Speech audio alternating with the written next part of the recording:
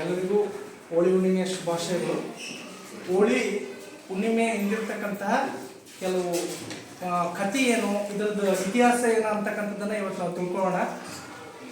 ದ್ವೇಷವನ್ನು ಸುಟ್ಟು ಬರೋಣ, ಮನುಷ್ಯತ್ವವನ್ನು ಸಾರಿ ಬರೋಣ ಅಂತಕ್ಕಂಥ ಹಬ್ಬದ ಸಂದೇಶವನ್ನು ಒತ್ತು ತಂದಿರುವುದು ಯಾವುದಪ್ಪ ಅಂದ್ರೆ ಹೋಳಿ ಹುಣ್ಣಿಮೆ. ಹೋಳಿ ಹುಣ್ಣಿಮೆ ಅಂದ್ರೆ ಮತ್ತೇನಲ್ಲ, ಕೆಟ್ಟದ್ದನ್ನು ಸುಟ್ಟು ಹಾಕಬೇಕು, ಒಳ್ಳೆಯದನ್ನು ಹರಡಬೇಕು. ಸಮಾಜದ ತುಂಬ ಎಲ್ಲ ಒಳ್ಳೆಯದನ್ನೇ ನಾವು ಬಿತ್ತಬೇಕು, ಕೆಟ್ಟದನ್ನು ಏನು ಮಾಡಬೇಕು, ದಹನ ಮಾಡಬೇಕು. ಅದಕ್ಕೆ ಹೋಲಿಕಾ ದಹನ ಅಂತ ಕರೀತಾರೆ. ಹೋಲಿಕಾ ದಹನ. ನಾವು ಹೋಳಿ ಹುಣ್ಣಿಮೆ ದಿವಸ ಏನಪ್ಪ ಅಂದ್ರೆ ಕಾಮನನ್ನ ಸುಡ್ತೀವಿ. ಹೌದಾ? ಕಟ್ಟಿಗೆಗಳನ್ನ ಹಾಕೆಲ್ಲ ಕಾಮನನ್ನ ಸುಡ್ತೀವಿ. ಅದಕ್ಕೆ ಸಂಬಂಧಿಸಿದಂತ 2 ಕಥೆಗಳು ಬರ್ತಾವೆ. ಅದಕ್ಕೆ ಹೋಲಿಕಾ ದಹನ ಅಂತ ಕರೀತಾರೆ. ಹೋಲಿಕಾ ದಹನ. ದಹನ ಅಂದ್ರೆ ಸುಡೋದು. ಹೋಲಿಕಾ ಅಂದ್ರೆ ಯಾರು ಈಗ ನೋಡೋಣ ಕಥೆಯಲ್ಲಿ. ಹೋಲಿಕಾ ಅಂತಕ್ಕಂಥದ್ದು ಈಗ ನಿಮ್ಗೆಲ್ಲರಿಗೂ ಗೊತ್ತು. ಭಕ್ತ ಪ್ರಹ್ಲಾದ ಏನಪ್ಪ ಅಂತಂದ್ರೆ ಹಿರಣ್ಯಕಶಿಪುವಿನ ಮಗ. ಹಿರಣ್ಯಕಶಿಪು ಯಾರಪ್ಪ ಅಂತಂದ್ರೆ ಒಬ್ಬ ದೊಡ್ಡ ರಾಕ್ಷಸ ರಾಜ ಆತ ಏನಪ್ಪ ಅಂತಂದ್ರೆ ದೇವಲೋಕದ ದೇವತೆಗಳಿಗೆ ಮತ್ತು ತನ್ನ ಪ್ರಜೆಗಳಿಗೆ ಹಿಂಸೆಗೆ ಮಾಡ್ಕೊಂತಿರ್ತಾನೆ. ಆತಂದು ಏನಪ್ಪ ಅಂದ್ರೆ ಸರ್ವಾಧಿಕಾರಿ ಆತ. ನಾನೇ ದೇವರು, ನಾನು ಹೇಳಿದಂಗೆ ಎಲ್ಲರೂ ಕೇಳಬೇಕು. ಅವನ ತಲೆಗೆ ಒಂದು ಅಹಂಕಾರ ಇರ್ತದೆ. ಮತ್ತು ರಾಕ್ಷಸ ಗುಣ ಇರೋದ್ರಿಂದ ದೇವ್ರು ಇಲ್ಲ, ನಾನೇ ದೇವರು, ಪ್ರಜೆಗಳೆಲ್ಲ ನನ್ನ ಮಾತೆ ಕೇಳಬೇಕು, ದೇವಲೋಕದಲ್ಲಿರೋರೆಲ್ಲ ನನ್ನ ಮಾತೆ ಕೇಳಬೇಕು, ಇಡೀ ಜಗತ್ತಿಗೆ ನಾನೇ ದೊಡ್ಡವಂತ ಅಹಂಕಾರದಾಗ ತಿರುಗಾಡ್ತಿರ್ತಾನೆ. ದೇವ್ರ ಹೆಸರು ಹೇಳಿದವ್ರಿಗೆಲ್ಲ ಹೊಡಿತಿರ್ತಾನೆ ಅಂತ. ಅದಕ್ಕೆ ಒಬ್ಬ ಮಗ ಹುಡ್ತಾನ. ಆತನ ಹೆಸರೇ ಭಕ್ತ ಪ್ರಹ್ಲಾದ. ಅವರ ಅಮ್ಮನ ಹೆಸರು ಕಯಾದು. ಇವರಿಬ್ಬರು ಮಗ ಯಾರಪ್ಪ ಅಂತಂದ್ರೆ ಭಕ್ತ ಪ್ರಹ್ಲಾದ. ಆತ ಹುಟ್ಟಿದಾಗಿಂದನೂ ಕೂಡ ದೇವರ ಪ್ರಿಯ, ವಿಷ್ಣು ಪ್ರಿಯ. ಹುಟ್ಟಿದಾಗಿಂದನೂ ಕೂಡ ವಿಷ್ಣು ನಾಮವನ್ನೇ ಸ್ಮರಣೆ ಮಾಡ್ತಿರ್ತಾನಂತ. ತಂದೆಗೆ ಅಷ್ಟು ಸಿಟ್ಟು. ತಂದೆಗೆ ಯಾಕೆ ಸಿಟ್ಟಪ್ಪ ಅಂತಂದ್ರ ಆತ ಹೇಳಿದ್ನಲ್ಲ, ಸರ್ವಾಧಿಕಾರಿ, ನಾನೇ ದೇವರು ಅಂತ ತಿರುಗಾಡ್ತಿರ್ತಾನ. ವಿಷ್ಣು ಯಾರಿವ ಅಂತ ಅಂದ್ರೆ ದೇವ್ರ ಮೇಲೆ ಅಷ್ಟು ಸಿಟ್ಟು. ದೇವ್ರ ಹೆಸರು ಹೇಳಿದ್ರೆ ಹೊಡಿತಿರ್ತಾನೆ. ಮಗ ಹಿಂಗೆಲ್ಲ ಮಾಡೋದು ನೋಡಿ ಭಾಳ ಸಿಟ್ಟು ಬರ್ತದ. ಮಗನಿಗೆ ಏನು ಹೇಳಿದ್ರೆ ಕೇಳೋರು ಅಂತೇಳಿ ಆನೆಯಿಂದ ತುಳಿಸ್ತಾನ ಮಗನಿಗೆ. ಆದರೂ ಕೂಡ ವಿಷ್ಣು ನಾಮದಿಂದ ಭಕ್ತ ಪ್ರಹ್ಲಾದ ಪಾರಾಗ್ತಾನೆ. ಮತ್ತೆ ಒಂದ್ಸತಿ ಏನ್ ಮಾಡ್ತಾನ, ವಿಷಕಾರಿ ಸರ್ಪಗಳ ಒಂದು ಏನಪ್ಪ ಅಂದ್ರೆ ಗುಂಪಿನಾಗ ಎಸೆದು ಬಿಡ್ತಾನೆ ಅವನಿಗೆ. ಭಕ್ತ ಪ್ರಹ್ಲಾದ ಪೂರ್ತಿ ವಿಷ ಇರ್ತಕ್ಕಂಥ ಹಾವುಗಳು. ಆದ್ರೂ ಕೂಡ ವಿಷ್ಣು ನಾಮವನ್ನು ಮಾಡಿ ಅಲ್ಲಿಂದನೂ ಪಾರಾಗ್ತಾನೆ. ತಿಳಿಬೇನೆ ಬಿಡ್ತದೆ ಇವನಿಗೆ. ಯಾರಿಗೆ? ಹಿರಣ್ಯಕಶಿಪು. ಏನಪ್ಪ ಏನ್ ಮಾಡಿದ್ರೆ ಸಾಯವಲ್ಲ, ಆನೆಯಿಂದ ತುಳಿಸಿದೆ ಸಾಯಲಿಲ್ಲ, ವಿಷ ಇರ್ತಕ್ಕಂಥ ಸರ್ಪಗಳ ಕೈಯ ಕೊಟ್ಟೆ ಅಲ್ಲಿನೂ ಸಾಯಲಿಲ್ಲ, ಇವ ಹೆಂಗ್ ಮಾಡ್ಬೇಕಂತೇಳಿ ವಿಚಾರ ಮಾಡ್ತಾನ. ಅವನಿಗೊಬ್ಬ ದುಷ್ಟ ತಂಗಿ ಇರ್ತಾಳ ಹಿರಣ್ಯಕಶಿಪುವಿಗೆ. ಆಕೆ ಹೆಸರೇ ಹೋಲಿಕಾ. ಆಕೆಗೆ ಏನಪ್ಪ ಅಂತಂದ್ರೆ ಆಕೆನೂ ಕೂಡ ಇವನಿಗೆ ದುಷ್ಟ ರಕ್ತ ಇರೋದ್ರಿಂದ ಆಕೆನೂ ಕೂಡ ಅಣ್ಣಗೆ ಅವನ್ ಕೇಳ್ತಾನೆ, ನಾನು ಸ್ವಲ್ಪ ಹೆಲ್ಪ್ ಮಾಡ್ಬೇಕು, ನೀನು ಇವಂತರು ವಿಷ್ಣು ಪ್ರಿಯನ, ಒಟ್ಟ ನನ್ನ ಮಾತು ಕೇಳವಲ್ಲ, ಹೆಂಗಾರ ಮಾಡಿ ಇವನಿಗೆ ಸಾಯಿಸ್ಬೇಕು ನಾವಿಬ್ರು ಕಲ್ತ ಅಂತ ಹೇಳ್ತಾವ. ಯಾರು? ಅಣ್ಣ ತಂಗಿಗೆ ಹೇಳ್ತಾವ ಹೋಲಿಕಾ. ಆಯ್ತಂತೇಳಿ ಹೋಲಿಕಾ ಹಿರಣ್ಯಕಶಿಪು ಏನು ಪ್ರೇಮ ಮಾಡ್ತಾನಪ್ಪ ಅಂದ್ರೆ, ಏನಿಲ್ಲ, ನೀನು ಆಕಿನ ಬಳಿ, ಹೋಲಿಕನ್ ಬಳಿ ಒಂದು ಶರ್ಟ್, ಒಂದು ಏನಪ್ಪ ಅಂತಂದ್ರೆ ಒಂದು ಏನು ಕೋಟ್ ಇರ್ತದೆ. ಎಂಥ ಕೋಟಪ್ಪ ಅಂತಂದ್ರೆ ಅದು ಬೆಂಕಿ ಹಚ್ಚಿದ್ರು ಕೂಡ ಏನೂ ಆಗಲ್ಲ. ಅದಕ್ಕೆ ಫೈರ್ ರೆಸಿಸ್ಟೆನ್ಸ್ ಕೋಟ್ ಇರ್ತದೆ ಆ ಕಾಲಕ್ಕೆ ಅವ್ರ ಬಳಿ. ನೀ ಏನು ಮಾಡು, ಅದನ್ನು ಹೊಚ್ಕೊಂಡು ಬೆಂಕಿದಾಗ ಕೂಡು, ನಿನ್ನ ತೊಡಿ ಮೇಲೆ ನನ್ನ ಮಗ ಪ್ರಹ್ಲಾದನನ್ನು ಕೂಡಿಸ್ಕೊ. ಆ ಬೆಂಕಿ ಹೆಂಗಿದ್ರೆ ನಿನ್ಗೆ ಹತ್ತಲ್ಲ. ಆ ಬೆಂಕಿ ಪ್ರಹ್ಲಾದಕ್ಕೆ ಹತ್ತದ, ಅವನು ಸತ್ತು ಹೋಗ್ತಾನೆ, ನೀ ಅವಾಗ ಬೆಂಕಿಯಿಂದ ಹೊರಗೆ ಬಾ ಅಂತ ಪ್ಲ್ಯಾನ್ ಮಾಡಿರ್ತಾನೆ. ಆಯ್ತಪ್ಪ ಅಂತೇಳಿ ಕಟ್ಟಿಗೆಯನ್ನೆಲ್ಲ ಒಟ್ಟುತ್ತಾರೆ. ಒಟ್ಟಿ ಒಳಗಡೆ ಕೂಡ್ತಾಳೆ. ಯಾರು? ಹೋಲಿಕಾ. ಈಕೆ ಇವ್ರು ಚಿಕ್ಕಮ್ಮ ಅಲ್ಲ, ಮತ್ತೆ ಭಕ್ತ ಪ್ರಹ್ಲಾದನ ಚಿಕ್ಕಮ್ಮ. ಎಲ್ಲ ಕೋಟ್ ಹಾಕೊಂಡಿರ್ತಾಳೆ, ಅದು ಫೈರ್ ರೆಸಿಸ್ಟೆನ್ಸ್ ಕೋಟ್ ಹಾಕೊಂಡ್ಗಳ ಹೇಳ್ತಾನೆ. ಹೋಗಿ ನೀನು ನಿಮ್ಮ ಚಿಕ್ಕಮ್ಮನ ತೊಡಿ ಮೇಲೆ ಕುಂತ್ಕೋ ಅಂತ ಹೇಳ್ತಾನೆ. ಆಯ್ತಪ್ಪ ಅಂತೇಳಿ ಅದಕ್ಕೆ ನಂಜಿಕಿಲ್ಲ. ಭಕ್ತ ಮತ್ತು ದೇವ್ರನ್ನೇ ನಂಬಿರ್ತಕ್ಕಂಥವ ಹೋಗಿ ವಿಷ್ಣು ನಾಮ ಮಾಡ್ಕೊಂತಾನೆ. ಓಂ ನಮೋ ನಾರಾಯಣಾಯ ಅಂತೇಳಿ ಆಕಿನ ತೊಡಿ ಮೇಲೆ ಕೂಡ್ತಾನೆ. ಬೆಂಕಿ ಹಚ್ತಾರ. ಅದು ನೋಡ್ರಿ ಹೆಂಗದ.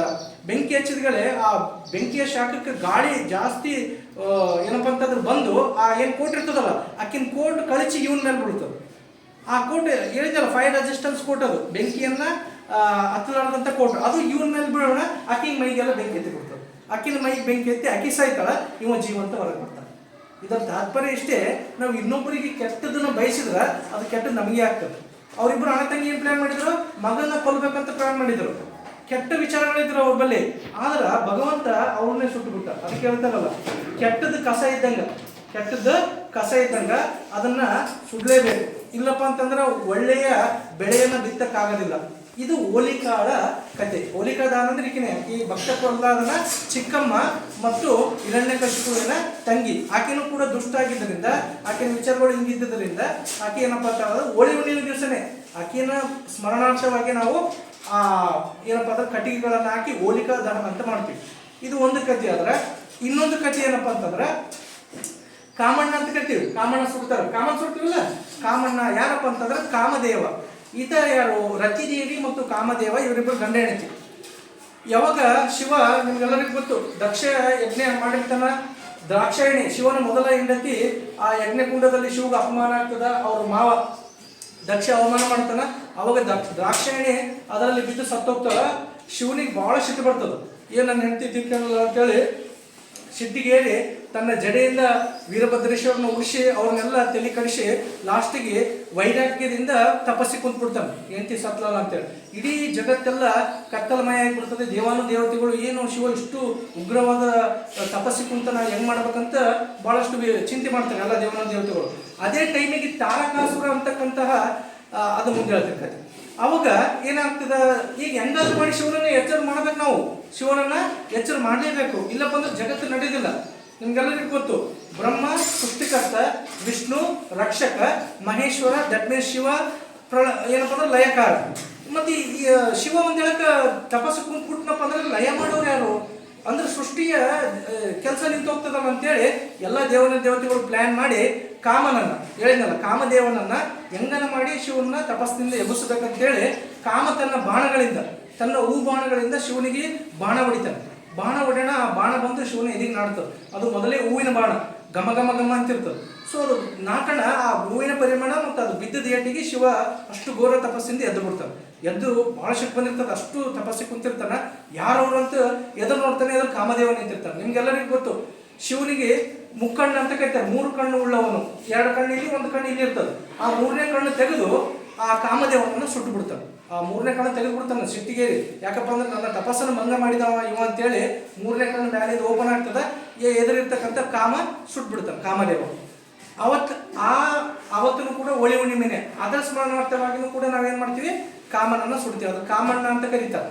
ಕಾಮಣ್ಣ ಅಂತಾರ, ಹೋಲಿಕಾ ಅಂತಾರ. ಹೋಲಿಕಾದ ಕಥೆ ಈಗ ಹೇಳಿದೆ. ಕಾಮಣ್ಣ ಅಂತಂದ್ರೆ ಇದು.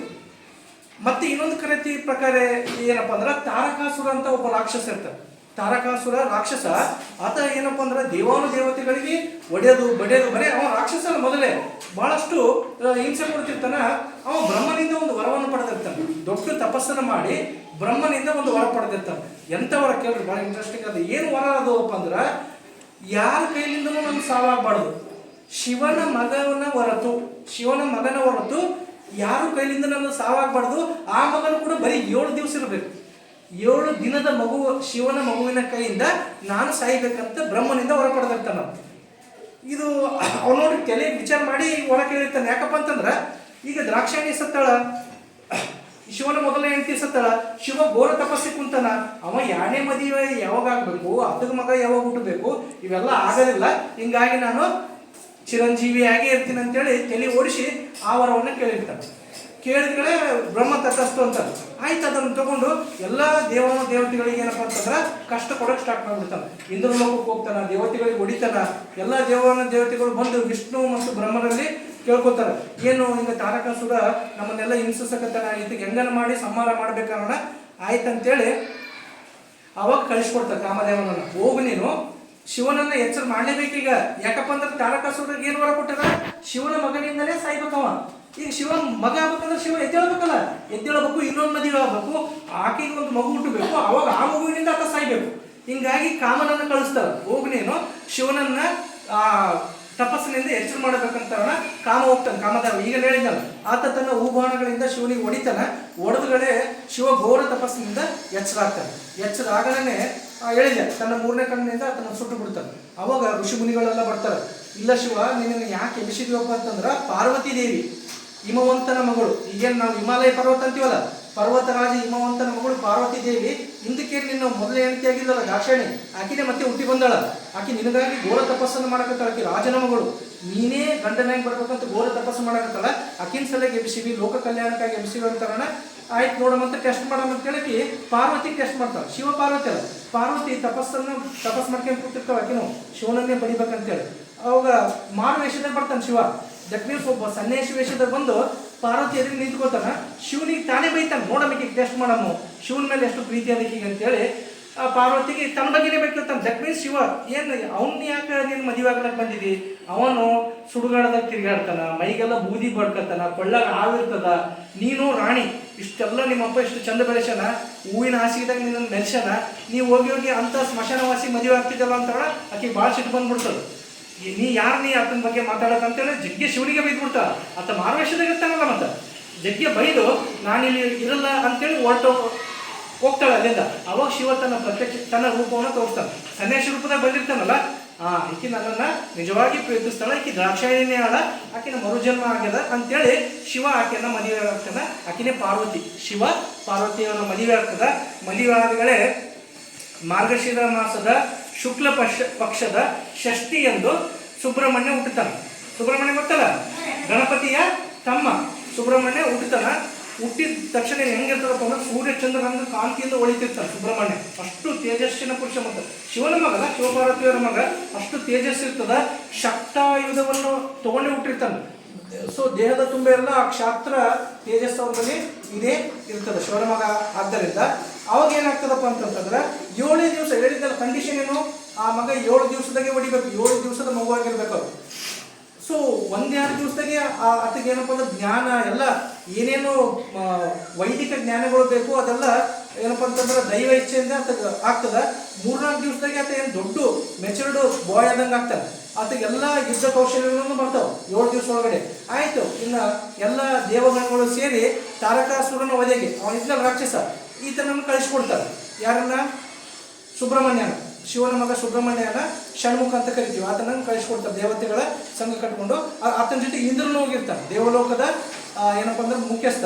ಫಸ್ಟ್ ಏನು ಮಾಡ್ತಾನೆ, ತಾರಕಾಸುರ ಇಂದ್ರನನ್ನು ಸೋಲಿಸ್ಬಿಡ್ತಾನೆ. ಇಂದ್ರನನ್ನು ಸೋಲಿಸ್ಬಿಡೋಣ ಎಲ್ಲ ದೇವತೆಗಳು ಹಂಚಿಬಿಡ್ತಾರೆ. ಸೊ ಆಮೇಲೆ ಈ ಹುಡುಗ ಬರ್ತಾನೆ, 7 ದಿನದ ಮಗು, 7 ದಿನದ ಮಗು ಯುದ್ಧ ಭೂಮಿದಾಗ ನಿಂದ್ರನ ಅವ ನಗ್ತಾನ. ತಾರಕಾಸುರ ಇಂದ್ರನಿಗೆ ಹೊಡೆದಿನಿ, ದೇವತೆಗಳು ಎಂತ ಹುಚ್ಚರು, 7 ದಿವಸದ ಮಗು ನನ್ನ ಬಳಿ ಕಳಿಸ್ಯಾರ, ಎಂತಿತ್ತು ದೊಡ್ಡ ದೊಡ್ಡ ದೇವತೆಗಳಿಗೆ ಹೊಡೆದಿನಿ, ಆ ಕೂಸಿಗಳ್ತಾನಂತ ಸುಬ್ರಹ್ಮಣ್ಯ.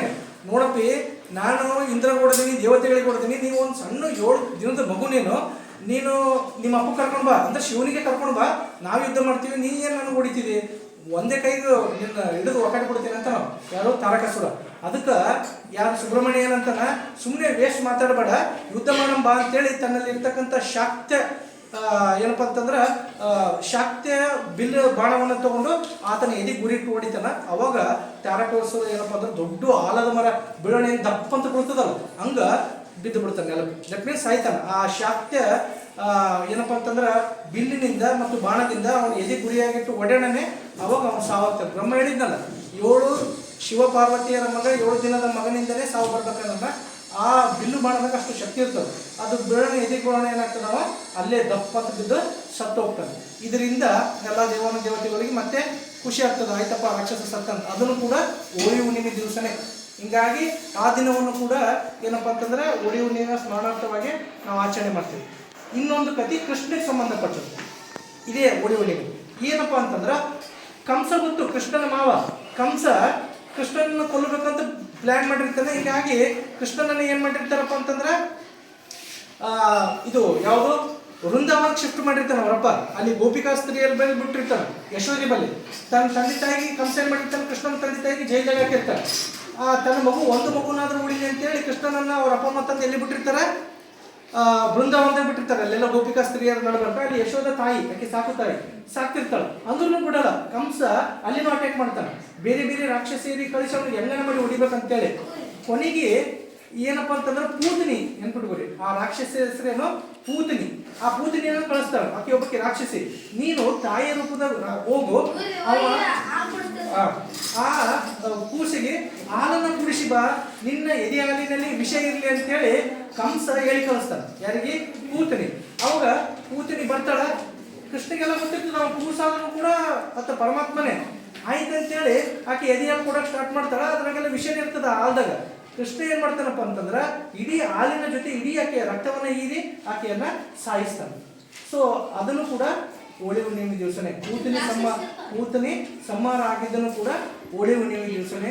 ಅದನ್ನು ಕೂಡ ಇವತ್ತೇ ಸೊ ಇಷ್ಟೆಲ್ಲ ಕಥೆಗಳು ಏನಪ್ಪ ಅಂತಂದ್ರೆ ಮತ್ತೆ ಕಥೆಗಳು ಹೊಂದಾಣಿಕೆಗೆ ಹೋಳಿ ಹುಣ್ಣಿಮೆ ದಿವಸ ಮತ್ತು ರಾಧಾಕೃಷ್ಣ ಹೇಳಿದೀವಿ ಬೃಂದಾವನ ಹೇಳಿದ ಬೃಂದಾವನದಾಗ ರಾಧಾಕೃಷ್ಣ ನಿಮ್ಗೆಲ್ಲ ಗೊತ್ತು ಯಾರೋ ಕೃಷ್ಣ ಗೋಪಿಕಾಸ್ತ್ರೀಯರ ಜೊತೆಗೆ ಸಣ್ಣವನಿದ್ದಾಗ ಆಟ ಆಡ್ತಿದ್ದ. ಅವಾಗ ಏನಪ್ಪಾ ಅಂದ್ರೆ ಎಲ್ಲರಿಗೆ ಬಣ್ಣ ಹಚ್ಚೋದು ಕೃಷ್ಣ ರಾಧೆಗೆ ಗೋಪಿಕೆಯರಿಗೆ ಬಣ್ಣ ಹಚ್ಕೊಂತ ಖುಷಿ ಖುಷಿಯಿಂದ ಆಡ್ತಕ್ಕಂಥ ಹಬ್ಬನೇ ಏನಪ್ಪಾ ಅಂತಂದ್ರೆ ಹೋಳಿ ಹುಣ್ಣಿಮೆ. ಆ ಕಾಲಕ್ಕೆ ಕೃಷ್ಣನ ಏನಪ್ಪಾ ಅಂತಂದ್ರೆ ತ್ರೇತ್ರ ಯುಗದಾಗೆ ದ್ವಾಪರ ಯುಗದಾಗೆ ಕೃಷ್ಣ ಏನಪ್ಪ ಅಂದ್ರೆ ಗೋಪಿಕಾಸ್ತ್ರೀಯರು ಮತ್ತು ರಾಧೆಯ ಜೊತೆಗೆ ಏನಪ್ಪಾ ಅಂದ್ರೆ ಓಕುಳಿ ಆಟವನ್ನ ಅಲ್ಲಿ ವೃಂದಾವನದಾಗೆ ಆಡ್ತಿದ್ದ. ಅದರ ಸಂಕೇತವಾಗಿಯೂ ಕೂಡ ನಾವು ಹೋಳಿ ಹುಣ್ಣಿಮೆಯನ್ನ ಆಚರಣೆ ಮಾಡ್ತೀವಿ. ಇವತ್ತು ಅದು ಏನು ಸುಡ್ತೀವಲ್ಲ ಕಾಮಣ್ಣ ಅಥವಾ ಹೋಲಿಕೆ, ಅದರ ಅರ್ಥ ಏನಪ್ಪ ಅಂದ್ರೆ ಕೆಟ್ಟದನ್ನ ಸುಡಬೇಕು, ಒಳ್ಳೆಯದನ್ನ ಬೆಳಿಬೇಕು. ಇದೇ ಹೋಳಿ ಹುಣ್ಣಿಮೆ ಅರ್ಥ. ಸೊ ಯಾವುದೇ ಹಬ್ಬಗಳಾಗಿರಲಿ ಸುಮ್ಮನೆ ಮಾಡಿಲ್ಲ ಹಬ್ಬಗಳನ್ನ, ಅದರಿಂದ ಬಹಳಷ್ಟು ಇತಿಹಾಸ ಅದ, ಬಹಳಷ್ಟು ಪೌರಾಣಿಕ ಕಥೆಗಳವ. ಅವನ್ನೆಲ್ಲ ನಾವು ಅರ್ಥ ಮಾಡ್ಕೊಂಡು ಹಬ್ಬವನ್ನು ಆಚರಣೆ ಮಾಡಿದ್ದೆ ಆದ್ರೆ ಆ ಹಬ್ಬಗಳಿಗೆ ಅರ್ಥ ಬರ್ತದೆ ಅಂತ ಹೇಳ್ತಾ ನಿಮ್ಮೆಲ್ಲರಿಗೂ ಕೂಡ ಹೋಳಿ ಹುಣ್ಣಿಮೆಯ ಶುಭಾಶಯಗಳು. ನಿಮ್ಮ ಜೀವನವೂ ಕೂಡ ವರ್ಣಮಯವಾಗಿರಲಿ. ರಂಗ ಅಂತ ಹೇಳ್ತೇವಲ್ಲ, ರಂಗ ಆಗಿರಲಿ. ನಿಮ್ಮ ಜೀವನವೂ ಕೂಡ ವರ್ಣರಂಜಿತವಾಗಿರಲಿ. ನಿಮ್ಮ ಜೀವನದಲ್ಲಿ ಕೂಡ ಭಗವಂತ ಬಣ್ಣಗಳನ್ನು ತುಂಬಲಿ ಅಂತ ಹೇಳ್ತಾ ಏನಪ್ಪ ಅಂದ್ರೆ ನನ್ನ ಮಾತನ್ನು ಮುಗಿಸ್ತಾ ಇದ್ದೀನಿ. ನಮಸ್ಕಾರ.